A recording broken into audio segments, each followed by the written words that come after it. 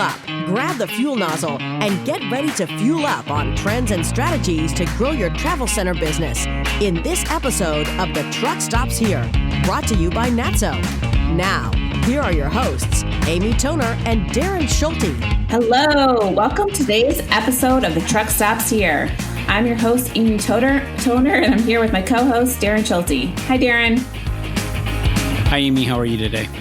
I'm good. Thanks for listening to Natso's podcast, The Truck Stops Here. Today, Darren and I have the pleasure of speaking with Ryan Arnold. He's the Vice President of Marketing with Road Ranger. Hi, Ryan. Hello, Amy. Darren, how are you guys? We're good.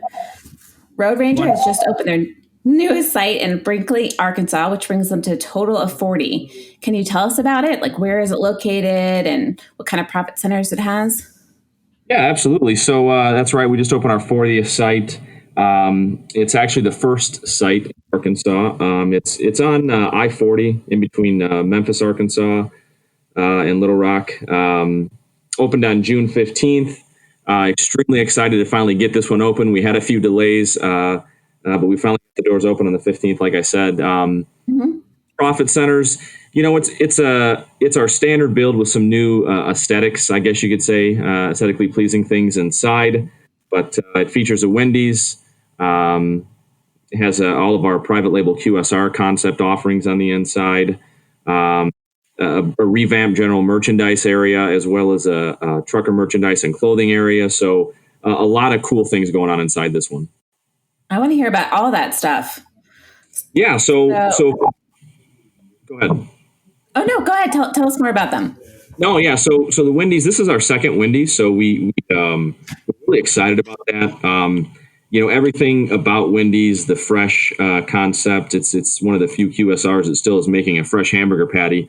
We think that aligns very well with everything we're trying to do with our fresh food concept. So really excited to be partners with them. They got off to a really good start.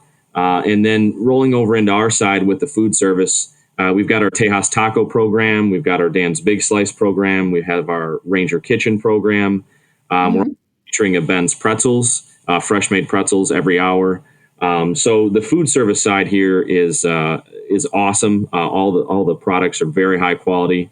And then as far as the trucker merchandise side, this is the second store we've opened with a little bit different layout inside. We kind of building a trucker shop inside of the store. So it almost feels like a different experience when you're in the trucker entrance side of the building.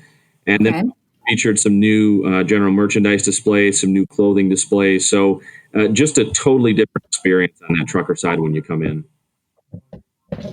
So it has a separate store, you said, at the trucker entrance? It's a separate entrance, and what we tried to make it do is feel like a separate store almost. So like it's kind of the professional driver's area when they come in. So when they come in, it's very well lit. It's very inviting. It's got all of the promotions right front and center when you come in the door. And it's an area for them to shop where they almost feel like they're inside of a store, inside of our. It's really still just one big building, but it's a new concept we're trying. This is the second time we've tried it, and so far we really like it. That's great. What do you think about that, Darren? Ron, I want to, if it's okay, I would like to go back to your food concepts. Is there one particular food concept that you guys are surprised by the sales or the revenue or what customers are giving you feedback, either positive or negative? Yeah, that's actually a really good question. We've been talking about the diminishing return with food service because we used to just run the Dan's Big Slice program, and we started the Road Ranger Kitchens concepts, and then we developed Taco, 4 or 5 years ago, and we've slowly been putting that in every one of our sites. So, without a doubt, when you've put all three of our concepts in one building, the Tejas Tacos outperformed all of them. We don't think that's just a program where we have to do it in Texas. We think it's a program we can take pretty much to any state now and be successful with it. And I think it's because of the freshness and the quality of the food. So everything is prepared on site daily on a flat top in the back. The tortilla shells are handmade and pressed when you order a taco. So they're not sitting around. They're not store bought. So, really good feedback on all of the food programs, but without a doubt, the Tejas Taco program is the winner. Ryan, other members that have their own, for example, tortilla programs or tortas or whatever it may be, or tacos or burritos, are saying the same exact thing what you're saying. These are locations with multiple units, 3 or 4 or 5 or so forth, much smaller than yours, but they're reporting the same type of results for that type of food. They've been pleasantly surprised how it's crossed over to all demographics and it's doing well. So you're certainly onto something there. That's good to hear. I think that's something we wanted to test. I guess in some other states outside of Texas, and we've got 2 sites in Illinois that feature the program. Now we have one in Arkansas, and we plan on actually going back and doing some remodels in other locations, to try to fit this Tejas Taco Bar program inside of them. That's fantastic.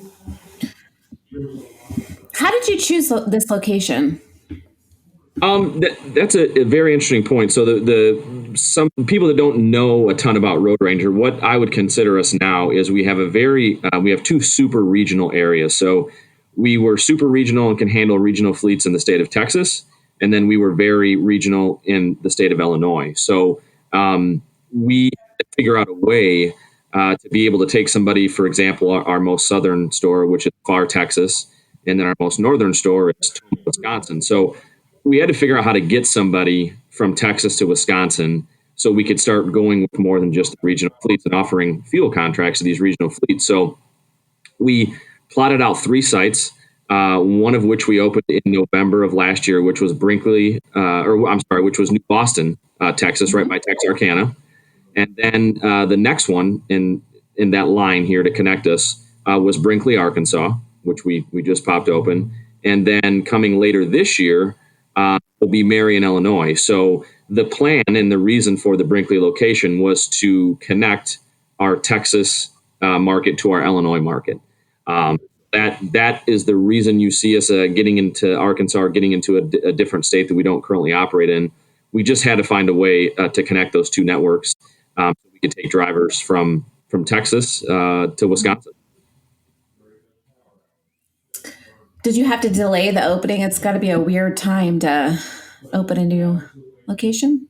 Yeah, it was a very weird time to open the location. Believe it or not, the delays were not due to the virus. It was actually due to weather. So we had about a 3-month delay because of rain. So the area we built this store was almost on like a swamp ground.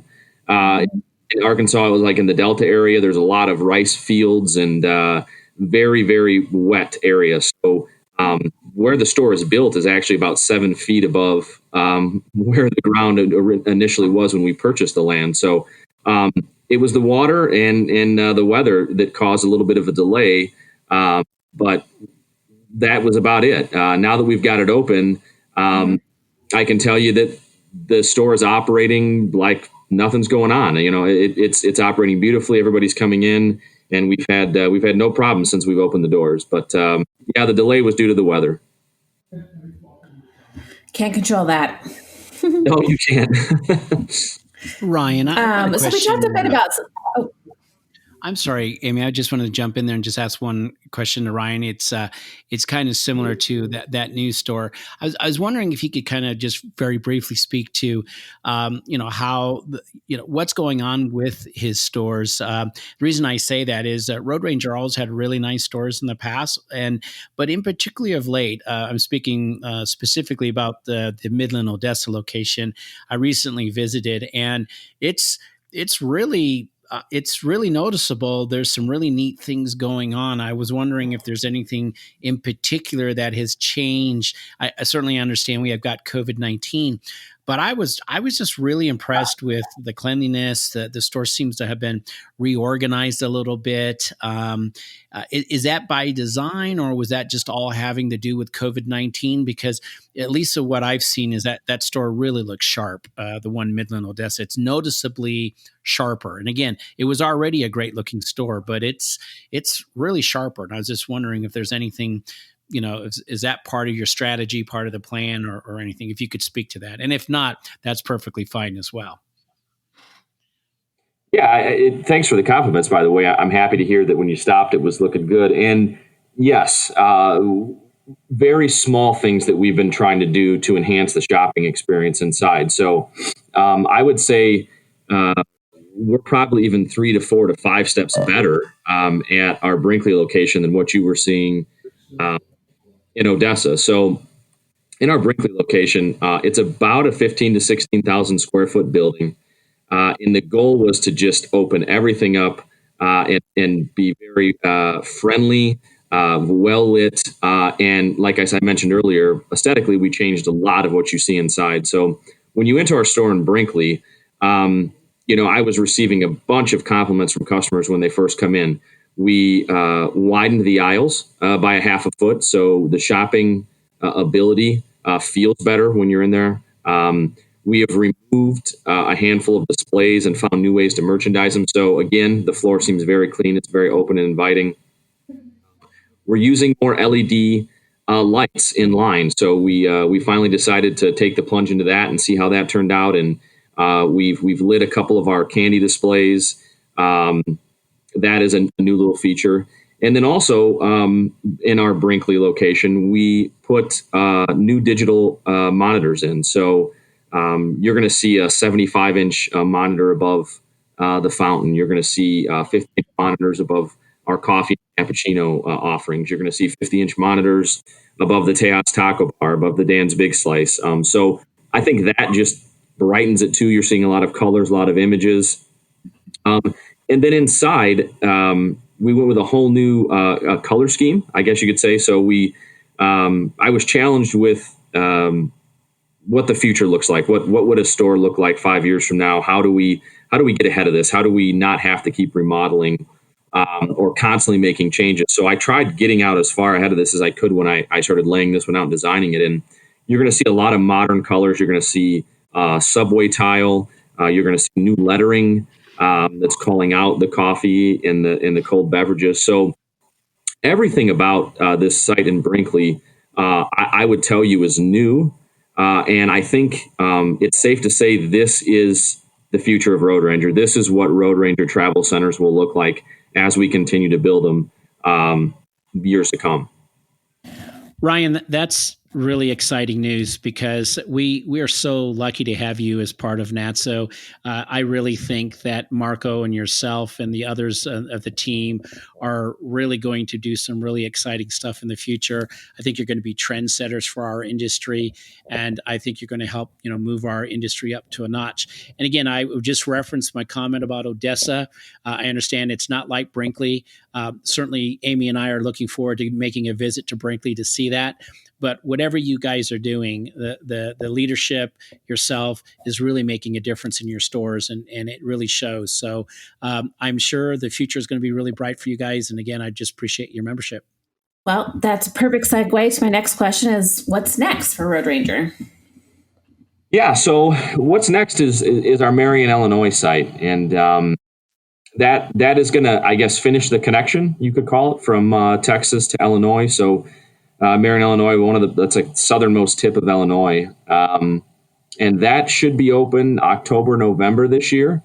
And that, again, allows us to go after just not these super regional fleets any longer. It allows us to become a larger player in the truck stop travel center.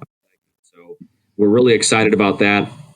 We've got 3 to 5 dirt plots that we're looking at for 2021. The goal would be to get at minimum 3 more stores open next year, and we're hoping for even 5. We really like the Texas market, so I think it's pretty safe to say we're gonna, after we get this one in Illinois open, we're gonna head back down to the Texas market, and we've got some sites we're really looking at down there. Our brand is well received down there, and there's just a lot of business to be had in the state of Texas. And Darren's in Texas, so that makes it better. Absolutely. All right. Well, thank you for coming on the podcast today. I didn't give you any warning, but I'm going to ask you a few just fun questions. Are you ready? Absolutely. Okay. What is your go-to on the road snack? Go-to on the road snack. I would have to say like a meat and cheese stick.